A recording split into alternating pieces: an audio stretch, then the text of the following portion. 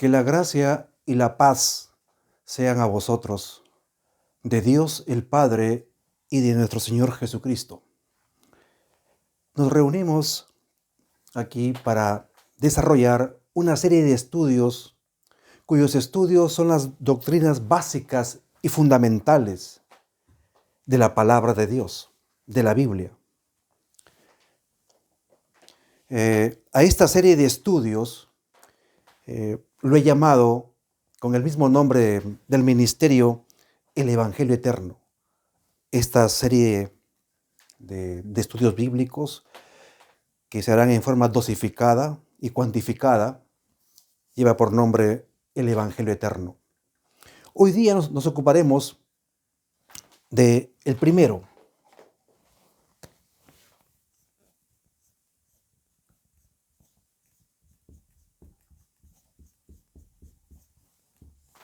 la deidad.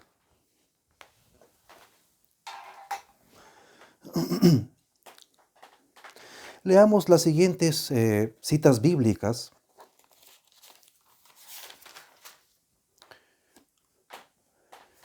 Primero en Efesios capítulo 4, de 4 al 6, dice, un cuerpo y un espíritu, como fuisteis también llamados en una misma esperanza de vuestra vocación.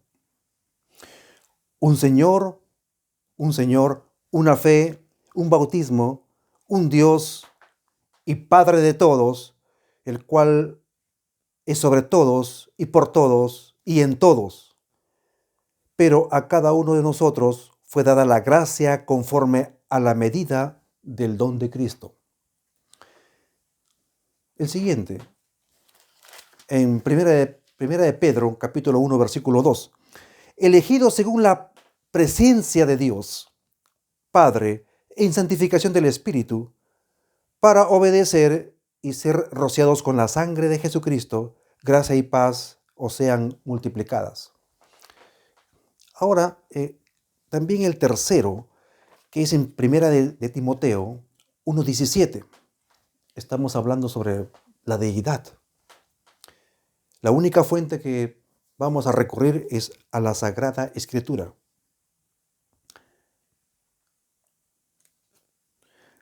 Primera de Timoteo 1:17.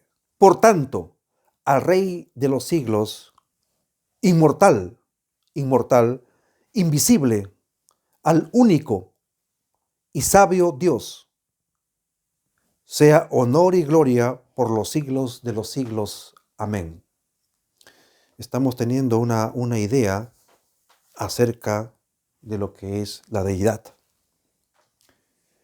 Ahora, en el Antiguo, en Deuteronomios 6:4 dice, oye Israel, Jehová nuestro Dios, Jehová uno es. Y en Mateo 28, 19, es algo que nos consta a todos los que fuimos bautizados. Por tanto, id y haced discípulos a todas las naciones, bautizándolos en el nombre del Padre y del Hijo y del Espíritu Santo. Hay un solo Dios, Padre, Hijo y Espíritu Santo. Una unidad de tres personas coeternas. La deidad es una persona, es un solo Dios,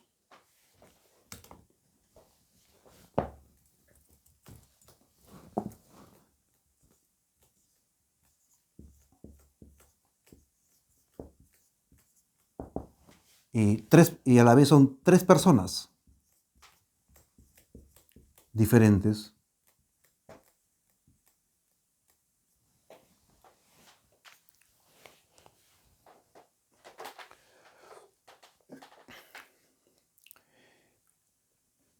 Y estas son a la vez coeternas. Es una característica, coeternas.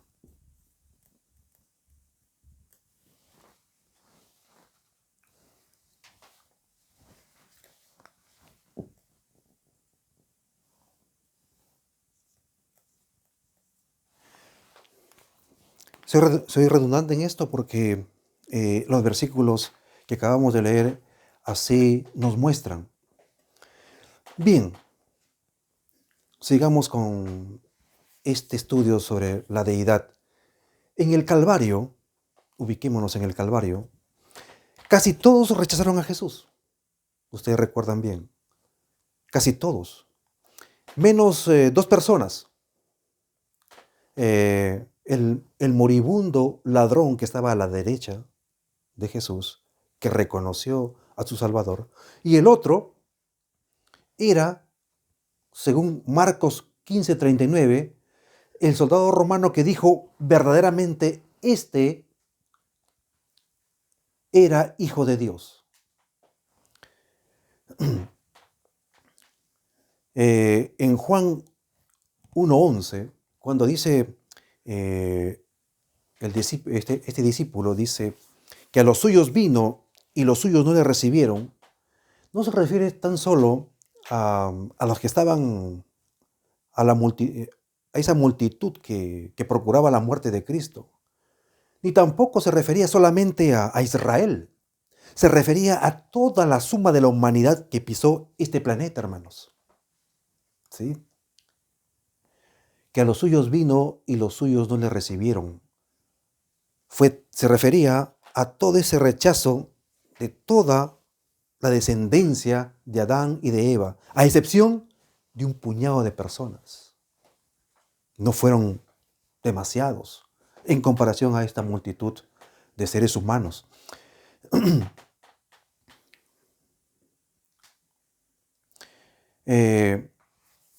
Muchos han rehusado reconocer en Jesús que era su Dios y a la vez su Salvador, sobre todo en este asunto cuando estaban clavándolo a Jesucristo en el Calvario, en la cruz. Este fracaso de la humanidad de ser aceptados plenamente, de ser seguidores, de ser hijos de Dios, a excepción de un puñado de personas, este fracaso es el más trágico y profundo de la humanidad. Demuestra que el conocimiento de Dios que poseen los seres humanos es radicalmente deficiente por dos cosas. Primero, por la naturaleza caída que tenemos, que heredamos de nuestros primeros padres. Poseemos naturaleza pecaminosa. Y como número dos, es ese placer insano de no querer aceptar la salvación que es a través del sacrificio de Jesucristo. Entonces, estamos viendo quién es el ser humano con respecto a lo que queremos saber acerca de la deidad. Bien, le he dividido en tres partes.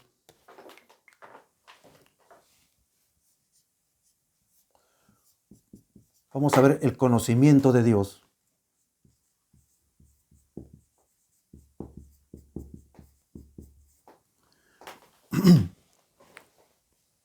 El conocimiento de Dios.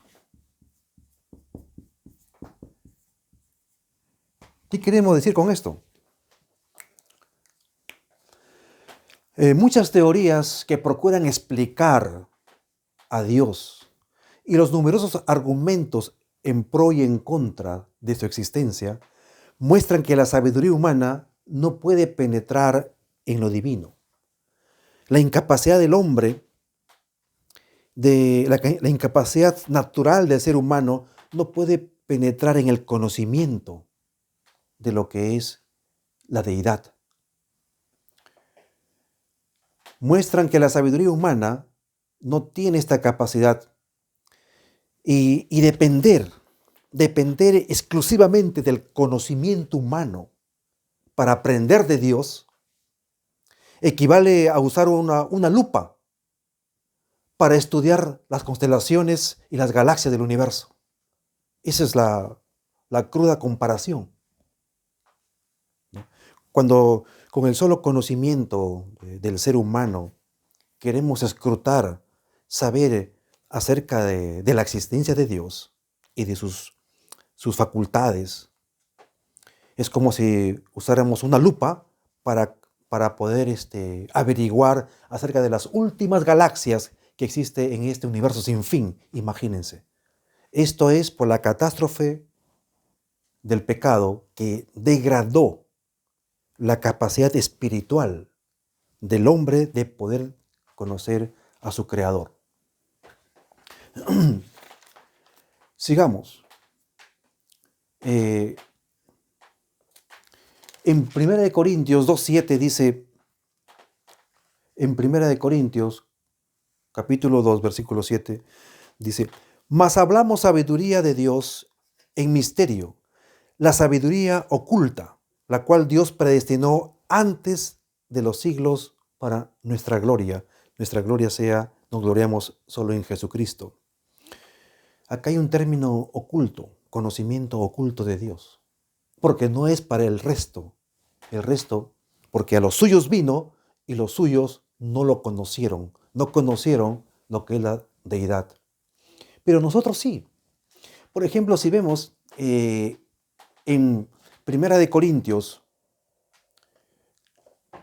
capítulo 2, versículo 8, dice la palabra de Dios, Pablo escribió, la que ninguna de los príncipes de este siglo conoció, porque si la hubieran conocido, nunca habrían crucificado al Señor de la gloria, a Jesucristo. Aquí el apóstol Pablo afirma de que si hubieran conocido a Dios, nunca lo hubieran crucificado. Eso afirma el apóstol. Es por el problema, casualmente, de que el hombre, en su buen entusiasmo, entre comillas, cree seguir a Dios y cree hacer la voluntad de Dios, ¿no? Y cree ya conocer quién es la deidad. Sigamos. En Mateo 22:7 ahí se registra un mandamiento bien sencillo, pero profundo y que define esto. Amarás al Señor, Mateo 22:37, amarás al Señor tu Dios con todo tu corazón, con toda tu alma y con toda tu mente. De frente nos está señalando, nos está, en cierta forma, obligándonos en que dice, amarás como mandamiento al Señor tu Dios con todo tu corazón, con toda tu mente y con toda tu alma. Y también en Deuteronomio, capítulo 6, versículo 5, dice también lo mismo, para que vean que el mismo Jesucristo, el mismo Dios, es ayer, hoy y siempre. El mandamiento del amor fue siempre. Y amarás a Jehová tu Dios de todo tu corazón y de toda tu alma y con todas tus fuerzas. Deuteronomio 6, 5. Y el mismo mandamiento que dio Jesucristo. Vamos a esto. Nadie puede amar a una persona que no conoce. En el tema del enamoramiento, por ejemplo, del amor de una persona a otra persona del sexo opuesto, tiene que conocerla o conocerlo y en ese contacto cada vez más profundo, el amor va creciendo y va desarrollándose, porque nadie puede amar a quien uno no conoce. También no podemos amar a alguien del cual no sabemos nada. Si hay hermanos o personas que no saben nada de la palabra de Dios, no pueden conocer a Dios, a la deidad, porque nadie puede amar a alguien del cual no sabe nada. Por otra parte, no podemos descubrir las cosas profundas de Dios buscándolos por nuestra propia cuenta, por nuestra propia fuerza humana, porque desde que nace el infante ya está limitado, está degradado, eh, deteriorado su conocimiento para con Dios. ¿Por qué? Porque dice el salmista, en maldad he sido formado y en pecado me concibió mi madre. Esa es una limitante radical. Entonces el ser humano, eh, de buenas a primeras, no puede conocer a Dios. Entonces, cómo podemos entonces llegar a conocer y amar al Creador? ¿Cómo? Ahora vamos a ver cómo, el número 2,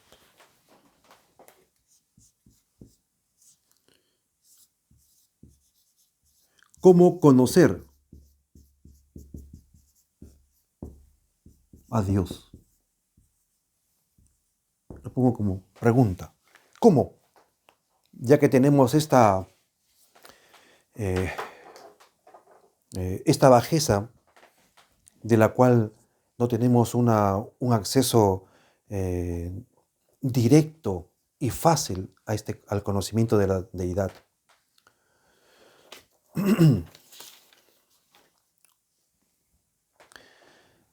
Como Dios conoce, como Dios conoce el dilema que enfrentamos los seres humanos, por eso en su amor y compasión ha llegado hasta nosotros por medio de dos fuentes. Uno, Él mismo vino como persona humana, Jesucristo. Y la otra nos dejó su palabra, este libro.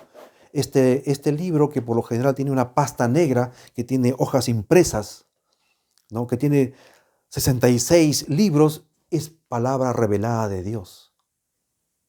Entonces, en su misericordia, como tenemos este dilema, nos dejó una fuente escrita.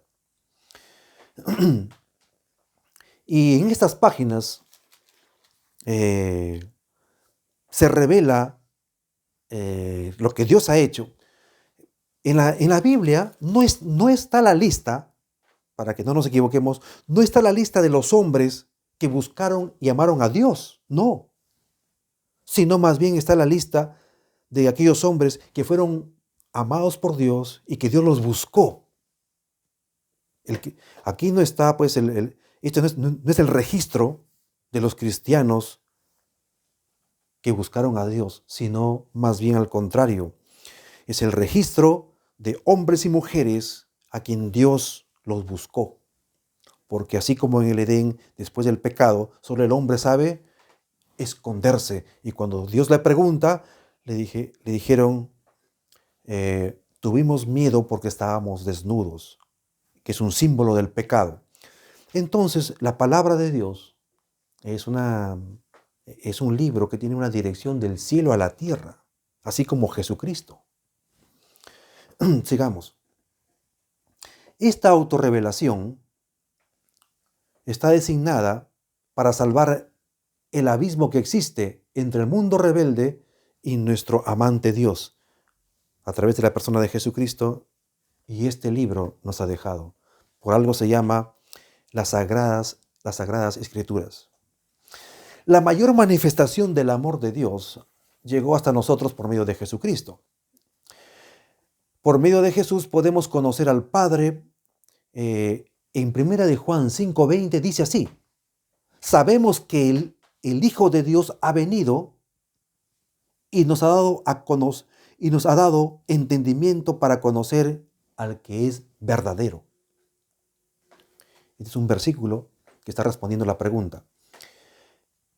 Y también en Juan, en el Evangelio según Juan, capítulo 17:3, dice: esta es la vida eterna, que te conozcan a ti, único Dios verdadero, y a Jesucristo, a quien has enviado. Bien, entonces nosotros podemos decir acerca que tenemos a través de Jesucristo,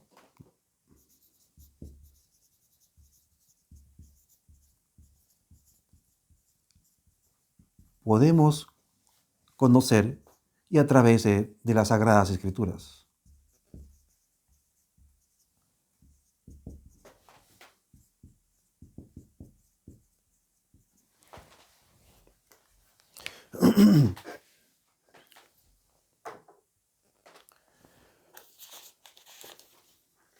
Sigamos.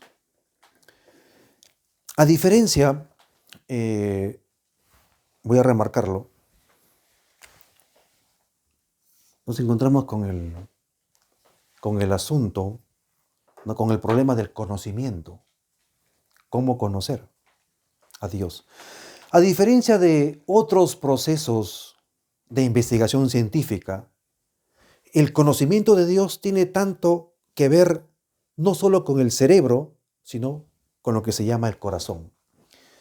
Eh, en los métodos de investigación científica, los hombres de ciencias, ellos que investigan en los laboratorios y en sus campos de acción, usan la lógica, ¿no? Usan el cerebro, usan los 5 sentidos e instrumentos eh, de última generación para detectar, para investigar, para evaluar, para registrar, para comparar y para pesar todo lo que ellos están estudiando en su conocimiento, ¿no? En su método de investigación científica, usan estos instrumentos y todo es evaluado por el cerebro humano, por la mente humana, y está sujetado a la lógica del hombre. Pero a diferencia de cómo conocer a Dios, no solo, a diferencia de ellos, en el conocimiento de Dios tiene tanto que ver el cerebro como el corazón. Pero claro, el corazón sabemos que es un músculo, del puño de la persona, que impele sangre al cerebro y al resto del cuerpo, lleva los alimentos, ¿no? Pero cuando se dice corazón, la palabra de Dios se refiere a, a su conciencia íntima.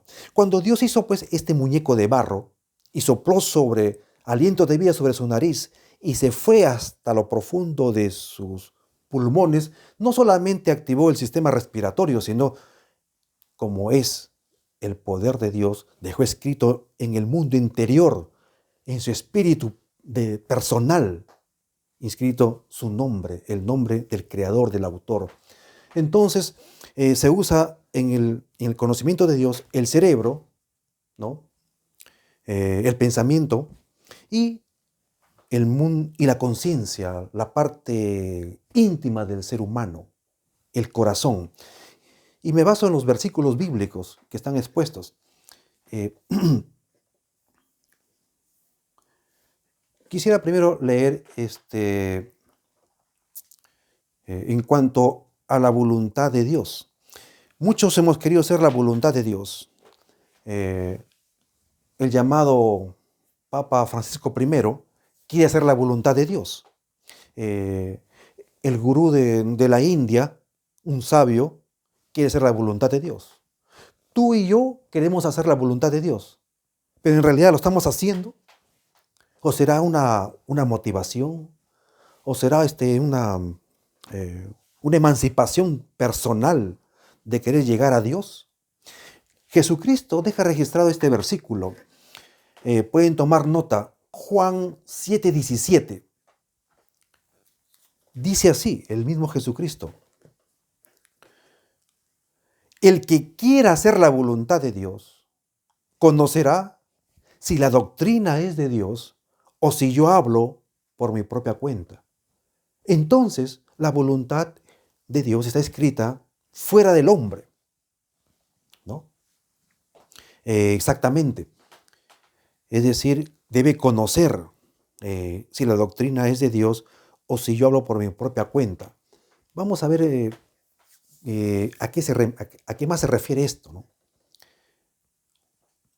También en Mateo 5:8 dice así: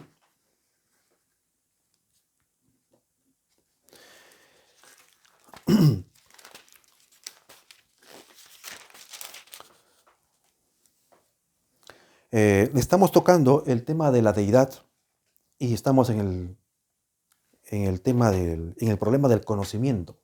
Ya expliqué a grandes rasgos cómo el hombre natural puede conocer el mundo objetivo fuera de él. Pero, eh, a diferencia de ellos, no solamente el cristiano usamos el cerebro, sino el corazón. Y acá hay un versículo que dice Jesús: bienaventurados los de limpio corazón, porque ellos verán a Dios. Entonces estamos avanzando cómo se conoce a Dios. Y cuando dice, eh, bienaventurados los de limpio corazón, porque ellos verán a Dios, no solo se refiere a la segunda venida, sino desde ya. Es claro entonces que los incrédulos pueden comprender a Dios. Voy a usar este versículo en 1 Corintios capítulo 1, versículos 20 y 21. A propósito de este asunto, Pablo dice: ¿dónde está el sabio? Estoy leyendo 1 Corintios 1:20. ¿Dónde está el sabio? ¿Dónde está el escriba? ¿Dónde está el disputador de este siglo? Pues ya que en la sabiduría de Dios, el hombre no conoció a Dios mediante la sabiduría. Agradó a Dios salvar a los creyentes por la locura de la predicación. Entonces estamos viendo que hay una cierta exclusividad, voy a decir así. No solamente no usando los laboratorios de los científicos se puede conocer a Dios, a su doctrina y a su voluntad. No. La manera en que aprendemos a conocer a Dios es por medio de esta fuente escrita, de este libro que está escrito en todos los idiomas del mundo, que se llama la Biblia. Esta manera de aprender acerca de Dios difiere de todos los otros métodos de adquirir conocimiento. No podemos colocarnos por encima de Dios y estudiarlo a Dios como si fuera una molécula, un átomo, un virus o una bacteria, y nosotros queremos estudiarlo, evaluarlo, registrarlo, tomarle fotos, ¿no? Medirlo, cuantificarlo y someterlo a una serie de experimentos. No. Nosotros no podemos hacer eso con la deidad, con las cosas de Dios, como si el hombre estuviese por encima de Dios. No, no podemos colocarnos por encima de Dios y tratarlo como un objeto que debe ser analizado y cuantificado.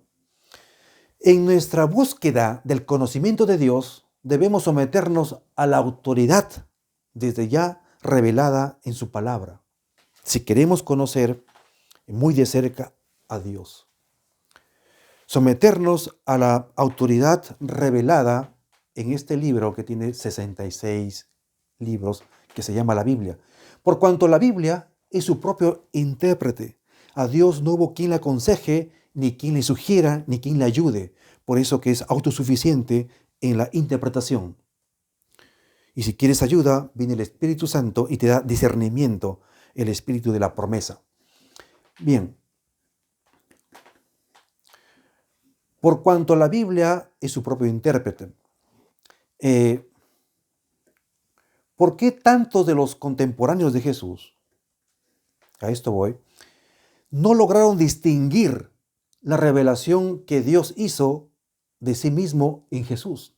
¿Cuántas veces hemos dicho, llevados por algún ánimo alguna vez, como si yo hubiera estado pues cerca a Jesús, hubiera sido un discípulo más? hubiéramos estado por ahí por Galilea, por el río Jordán, cerca de Belén, yo le hubiera preguntado lo que nadie le ha preguntado, ¿no? Alguna vez se nos habrá ocurrido así. Pero aquí podemos decir esto. ¿Por qué los contemporáneos? ¿Qué hubiera pasado si tú y yo hubiéramos estado cerca de Jesús? ¿Qué hubiéramos pensado ahorita? Hubiéramos hecho, hubiéramos escudriñado y no hubiéramos negado al Señor, al Maestro, como lo hizo el otro discípulo. Pero acá hay una revelación interesante para ti, para mí y para todos los discípulos. Dice, ¿por qué tanto de los contemporáneos de Jesús no lograron distinguir la revelación que Dios hizo de sí mismo en Jesús? La respuesta es porque ellos rehusaron someterse a la conducción del Espíritu Santo a través de las Escrituras. Entonces, el problema fue que no fue el de conocimiento, ¿no? Los sabios, estaban los fariseos, los saduceos, los celotes, eran los escribas, ¿no? No hay más estudioso que los judíos en cuanto a la Torá, a las verdades originales de Dios, pero pon atención. ¿Por qué muchos de los contemporáneos de Jesús no se les fue revelado, ¿no? ¿Qué decimos nosotros? Si yo hubiera estado con Jesús, me hubiera comportado diferente. No como los fariseos o saduceos. Y la respuesta es sencillamente porque ellos rehusaron someterse a las Escrituras conducidas por el Espíritu Santo. Interpretando de este modo en forma equivocada el mensaje de Dios, es porque rehusaron aceptar la interpretación clara de la palabra de Dios con la inspiración del Espíritu Santo. Entonces, esto los llevó a crucificar a su propio Salvador, imagínense, ¿no? ¿Por qué? Porque sus contemporáneos rehusaron, como muchos ahora que no son contemporáneos de Jesús, pero también rehusan a someterse a las Escrituras según la revelación del Espíritu Santo. Y esto les trajo una pérdida eterna por rehusar someterse a un escrito está o a un así dice Jehová. Bien. Y la última parte sobre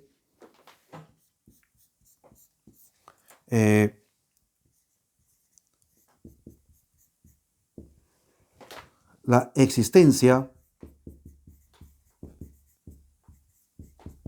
de Dios. Evidencias.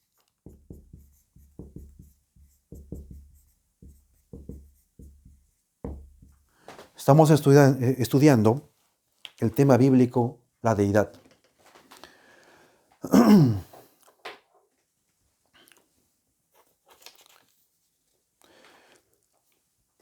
Bien, aquí tenemos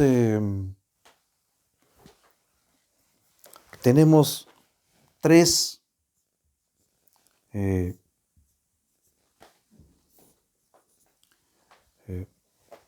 formas, tres evidencias, ¿no?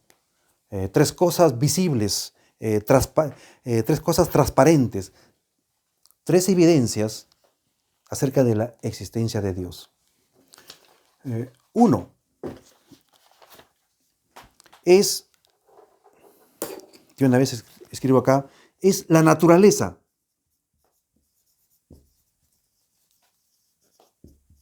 Es este libro, pues, ¿no? Este libro que se llama La creación de Dios es la naturaleza. Y para ello vamos a usar, por supuesto, los versículos bíblicos.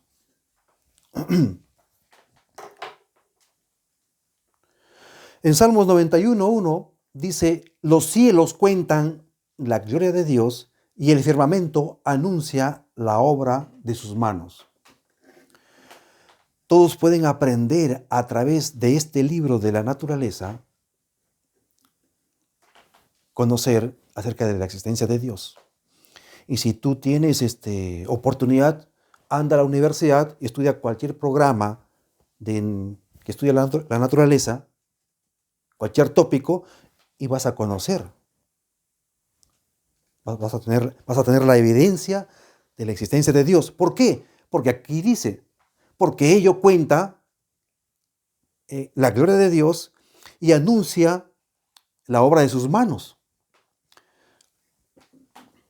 Y en Romanos 1:20 dice, las cosas invisibles de Él, su eterno poder y deidad, se hacen claramente visibles desde la creación del mundo, siendo enteramente entendidas por medio de las cosas hechas en la naturaleza, en su creación. Este es el primer libro de la creación de la naturaleza. Hay mucho que abundar, pero no nos salgamos del tema central que se llama la deidad. Por supuesto que aquí hay una riqueza impresionante. La otra forma, también que muy poco se ha hablado, una evidencia de la existencia de Dios es la conducta humana.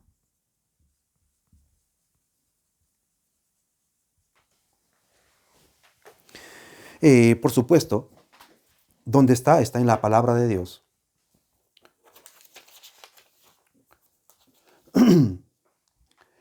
La conducta humana también nos provee evidencias de la existencia de Dios. Por ejemplo, en Atenas, en la antigüedad, Pablo visitó a los atenienses, ¿no? Vamos a hablar un poquito sobre los griegos, acerca de su religión exactamente. Los griegos eran una cultura que su religión se caracterizaba por dos cosas, entre otras, por ser antropomórficas, que tenían forma humana, y por ser politeístas, tenían varios dioses, ¿no? Su religión era antropo, que significa hombre, ser humano, antropomórfica, porque tenía forma humana, ¿no? Esta cultura que fue cuna del humanismo, muy desarrollado, tuvieron una religión de la talla humana. No tenían dioses como el resto. Había dioses en forma de aves, otros reinos, ¿no? En forma de toros, otros reinos, otras culturas, incluso de serpientes, pero estos no. Estos fueron antropomórficos, es decir, los dioses como Zeus, Poseidón, Hades, Apolo, Afrodita, Atenea y los otros tenían forma humana y se les atribuía pasiones humanas, tenían virtudes y defectos como los griegos, como personas. Pero, dado que era una de las culturas que más evolucionó, su religión de alguna forma cuenta esto, al ser antropomórfica, que el hombre es superior a los animales, ¿no? Y ahí pues vivieron muchos personajes que pusieron el ABC en cualquier rama de las ciencias que ahora lo estudiamos. Allí tenían un dios que se llamaba el Dios desconocido, el Dios no conocido. Porque el ser humano, estamos hablando de la existencia de Dios, una evidencia es la propia conducta humana. Los griegos no era Israel, no eran los hebreos, eran pueblos incircuncisos, paganos e idólatras. Pero ellos en su religión, en Atenas, tenían un templo y pusieron ahí en el altar al Dios no conocido. Y como no era conocido, pues no lo pudieron representar. No sé cómo dieron, pero dieron con lo que la ley dice, que Dios es irrepresentable, ¿no? Es decir, que dentro del hombre, cuando se desarrolla su más alta expresión, hay un límite, ¿no? Porque ellos decían, bueno, pues ¿de dónde viene Zeus, Poseidón, Apolos, Afrodita, Venus, Mercurio, etcétera? Viene de un Dios entonces, viene de otro. Ese no lo conocemos. Entonces vino el apóstol Pablo, aprovechándose de eso, y predicó. En Hechos 17:23 dijo, en el culto ateniense, al Dios no conocido, Pablo dio evidencias de una creencia en Dios. Dijo el apóstol en Hechos 17:23, al que vosotros adoráis, pues, sin conocerle, es a quien yo os anuncio. Y llegó, pues, el apóstol Pablo a hablar de la resurrección de Jesucristo, el único Dios verdadero. Se aprovechó de ese vacío que tenía la conciencia del ser humano. Ellos no podían, ellos tenían un altar allí, porque la conducta humana de alguna forma revela que hay un Dios superior, algo no conocido, ¿no? Es como, para redondear esto, como los caníbales, por ejemplo. Los caníbales, ellos son seres, se los llama infrahumanos, ¿no? No son alfabetizados, ¿no? Son semisalvajes. Pero cuando ellos acechan a su presa y lo matan y cometen el delito, voy a decir así, el crimen, son los más profesionales en esconderse, en correrse y escaparse y no ser atrapados por sus enemigos. ¿Por qué? Porque ellos al cometer el delito se corren. ¿Pero por qué? Porque en la conducta humana, ya sea de la cultura más elevada o de o los llamados infrahumanos, está escrito el poder de Dios. Está escrito el nombre de Dios. Porque ellos, ¿por qué escapan de su presa? ¿Acaso ellos no saben el sexto mandamiento que dice, no matarás? Nadie les predicó. Esos son los caníbales. Cometen y se esconden y se corren. ¿Por qué? Saben que he cometido este delito. Porque está escrito en ellos. Entonces, la conducta humana, de alguna forma, y de una gran forma, también da evidencia de la existencia de Dios. Y como número 3, tenemos la Biblia, o la Sagrada Escritura, ¿no? El libro. Rápidamente, eso sí ya lo conocemos, pero no está de más.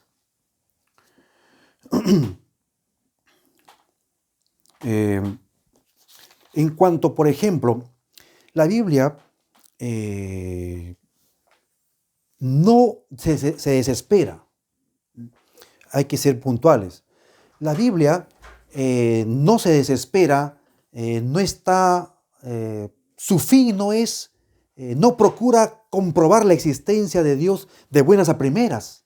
No, no es su fin. Claro que la Biblia es el mejor texto, es el mejor material didáctico para comprobar la existencia de Dios. Pero no es su fin. ¿Por qué?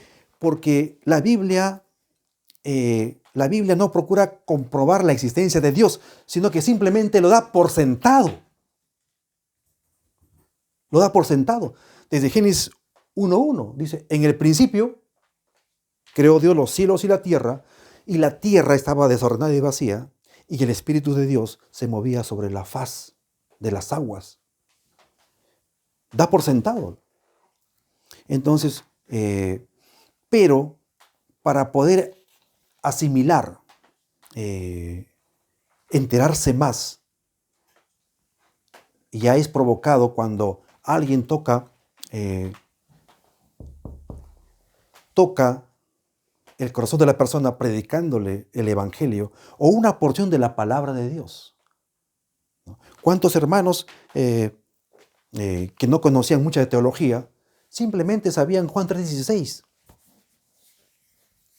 y no sabían cómo buscarlo, pero lo encontraron?